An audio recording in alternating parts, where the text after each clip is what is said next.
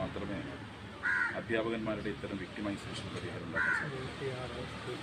ഇതിന് നേരത്തെ T D medical കോളേജിൽ നിന്ന് സമാനമായ സംഭവം ഉണ്ടായിരുന്നു. അവിടെ പിന്നീട് സെക്രട്ടറിയുടെ സംഘടന സജീവമായി.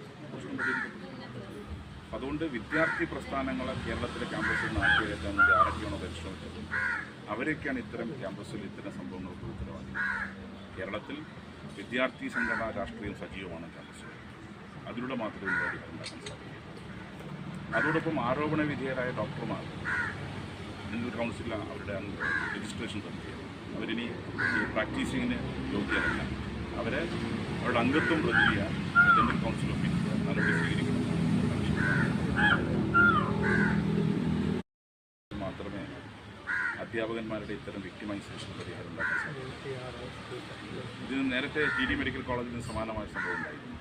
അവിടെ പിന്നീട് സെക്രട്ടറിയുടെ സംഘടന സജീവമായി.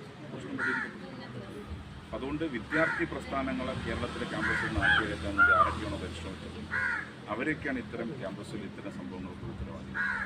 കേരളത്തിൽ വിദ്യാർത്ഥി സംഘടനാ രാഷ്ട്രീയം സജീവമാണ് ക്യാമ്പസിൽ. അതിലൂടെ മാത്രമേ പരിഹാരം ഉണ്ടാക്കാൻ സാധിക്കൂ.